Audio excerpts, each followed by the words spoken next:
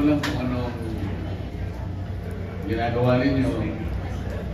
Kasi nakita ko DDS. Hindi ko naman alam kung ano yung DDS. Ano ba yung DDS? Diehard supporters. Diehard supporters. Kasi akala mo, may kasama ko rito, makasama ko sa Congress. Halimbawa si Congressman Liz Barber. Congressman Johnny Pimentel. Taga Mindanao lahat po ito di ba? Napakarami namang taga Mindanao ng mga congressmen. Alam naman ninyo, di ba? Ako wala naman akong benefisyong nakuha kay Presidente Duterte. Wala. Pero kasi mo pinag-uusapan natin kung ano yung katwiran, kung ano yung rule of law, kung ano yung tinatawag na due process. Yes, sino, kahit saan. Hindi naman po mo ang Vice President, si Inday Sara, ginawa ko yun. Kaya siguro yung Vice President, si Paduano. Best friend. Kilala niyo ba si Paduano? Kilala Kilala niyo ba si Quadrog. Ano lang ako Amante. ang Guzman Prasado? Kilala niyo? Yambaw. Danny Fernandez. Ano yun? Si Dan Fernandez. Laguna. Wala tayong makukuha sa mga ganun.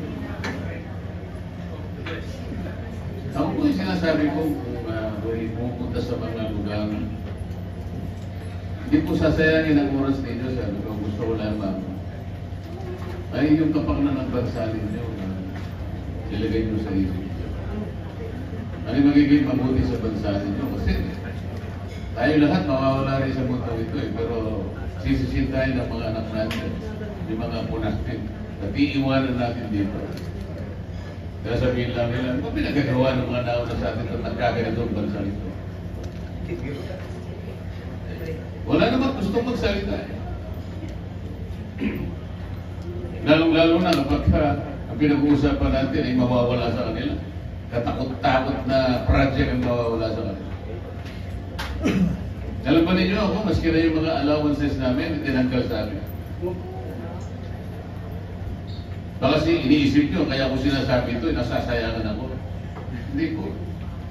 Gusto lang sabihin sa inyo kung paano sila mamersonan. Ako po wala akong kasalanan. Wala akong ginawang kasalanan.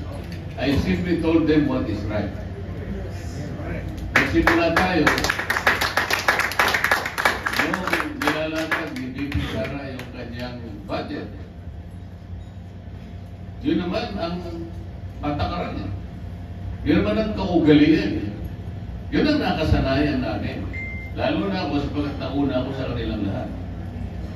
Kung tawagin nila yung mga sarili nila, yung mga young guns, young guns pala. May mga bugas na rin sa kanila. Wala naman akong problema sa kanila. Kaya lang ang sinasabi ko, kung makikipag-away kayo sa akin, nasa sa inyo. Kaya lang, hindi nyo may kakaila. Ang kinakailangan tanggapin ninyo. Nauna ko sa inyo. Nakita ko yung maraming bagay na pinahalagahan natin dito. Kaya kasi sinabi ko, tradisyon na yun. Pagka tradisyon, mga bagay-bagay na matagal natin pinagsikapan na gamitin, pahalagahan, isabuhay, sapagkat yun ay pinanday ng maraming panahon. Precedents, experiences. Hindi nyo ako nakita si Jojo Binay dito. Sapagkat ako ay 2004, nandito na ako. Hindi nyo nakita si Noli de Castro kung dinidepensa niya yung budget niya. Si Lino Robredo, kung nakita nyo. Maski naman nga ako si Vice President Inday Sara, nung hindi pa tayo nag-away, hindi nyo ba inaaway, 2022, 13 minutes, tapos na yung budget niya. 2023 ganun din, halos 20 minutes. Lumaba lang ng konti dahil merong inutil na nag-object. Pero ganun din ang nangyari. Yung tradisyon. Eh, siyempre ninyo itatanong ko lang, Madam Chairperson, are we now setting aside this tradition? Is your committee in a position or authorized to set aside this tradition? These are two simple questions for you to answer and rule upon. O hindi nagkagulo-gulo, hindi niya maalam kung anong gagawin, hinintay pa yung hanggang sa dumating ang punto na sinabi niya, oh, there is only a very short answer to both questions. The answer is no. O hindi ibig sabihin nun, dahil pahalagahan natin yung ating tradition. We will still uphold the tradition. Masaya ako. Walang nag-object. That was the ruling of the chair. Walang nag-object. Naghihintay kung mag-object. Wala. Pati yung mga inutil na mga bayan group, walang nag-object. Oh, nung walang nag-object, sabi ko, Madam Chair, if that is your answer, of course, I'm very happy that was the answer. May I now respectfully move to terminate consideration of the budget of the office of the Vice President. Because we just upheld the tradition. Nakalain mo merong nag-object. Sana nung merong nag-object, sinabi niya, you are out of order, I just ruled that we have to uphold the tradition. I am asking a second year para pugpugin ko na approve. Wala. Sana nakakita ng mga, they do not even know how to rule. Siya nang sumagot. Maguguluhan ka talaga na.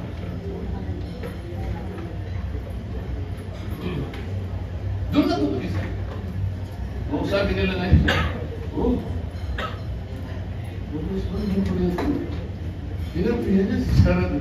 mga inutil talaga na rin. Kahit sino yung nakaupo doon, nagkataon na siya yung Vice President. Hindi siya magbe-benefit sapagkat yun ang katwiro. No, nag-invento na naman ang kwan ko.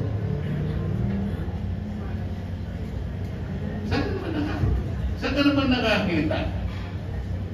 You have to merge 4 committees in one super committee.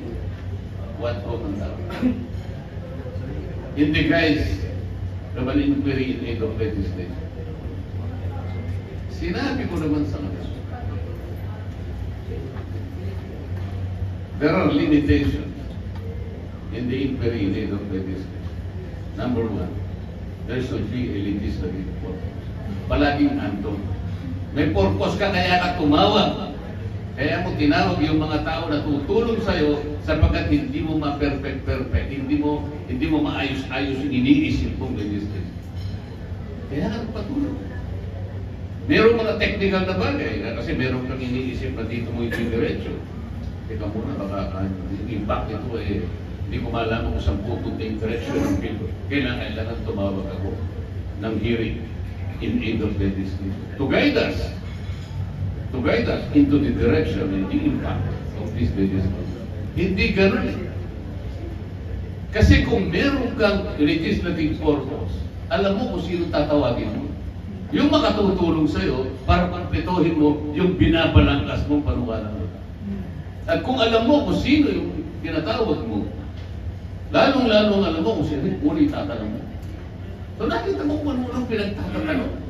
Walang direction ng tanong, walang limit ang tanong. Sapagkat hindi niya alam, ano naman siyang legislative. That should have been guided everyone. So walang rule of law. There's no due process.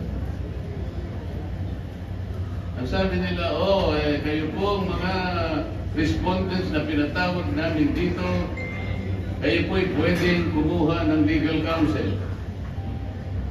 But the only thing that the lawyer can do for you is to advise you on your legal right. Paano ka advisean ng abogado may bubulungan ka lang? Nakita ka ni Paduano. Mr. Chair, binubulungan ni Ator, huwag mong gagawin ko content. Paano mo nga, akala ko ba nasa rule ninyo na pwede silang mag-advise ng karapatan ng tinawag nyo rito? After all, one of the limitation of your inquiry is to respect the rights of the people appearing before you. So, paano nangyayari? Hindi ka na pwede ipagsampol ng abogado mo eh. In regular court, tunay na korte, hindi po pwede. Lalaban yung defense counsel mo, no? Hindi pwede yun. Kinonfront si President Duterte sa isang dokumento. Sabi nung isang abogadong magaling, oh, this is the affidavit of blah blah blah. Laskana sa tayo. Bintik na yan. Oh, sinabi ni Laskanas, blah blah blah blah blah blah.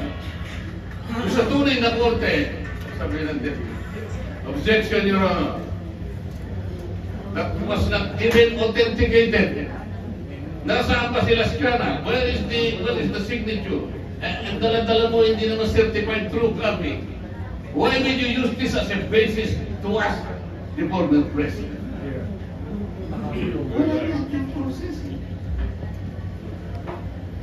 Eh, ito ng mga chairman, eh hindi naman mga abogado. So, anong gagawin mo? Anong gagawin natin? Maglulukuan tayo dito. Tingnan ninyo, no? Mahirap na lang naman. Mapupuisip na lang. Alam niyo ang ginamit nila to hail the Vice President into attending a particular committee they call Committee on Good Governance. Ay, papalitan ko lang. So, Committee on Good Governance. Ay, papalitan na. Committee on Bad Governance. This is the most suitable name. Kinakailangan kasi meron kang resolution for a privilege speech to be referred to that committee para tawagin mo isapin mo kung sino yung subject ng privilege speech. Ang ginawa nila is a privilege speech because that is the fastest way. Resolution kasi gagawa ka pa, babasahin pa the first reading, i-refer pa ni ganito, ganyan, magtatakal. Kaya yung isang privilege speech lang, direkto agad. Ganon kadali ang ginawa nila para tawagin ang Vice President. I want you to notice that. Sino yung nagsalita? Isang representative taga Manila. Ang kanyang subject matter is about the budget. Pero nung i-deliver niya yung kanyang privilege speech, there is already the gap 5. So kung meron ng gap, meron ng bill. Kasi nandun na yung General Appropriations Bill.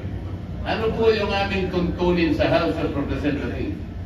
You cannot avail of the privilege hour if the subject of your privilege speech is already under consideration in the plenary or in the group. Pinayagan pa rin. So ibig sabihin yung majority leader hindi man niya naintindihan rules namin. Palagay mo hindi naintindihan ng majority leader. Paano yung dalawang track na assistant majority leader at saka mga deputy majority leader? Pare-parehong hindi naintindihan na nilabag yung rules namin. I raised that as a matter of procedure. Ano sabi ng chairman? Noted.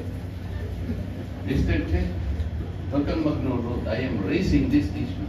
Magpaliwanag na pa ako nangyari. Okay, kintutan niya si Controlo. Guluhin mo, pare. Guluhin. Nakita mo pati Hopia. Pati Hopia. Pinagtripan pa nila. Senator, kitang-kita ng bayan yun.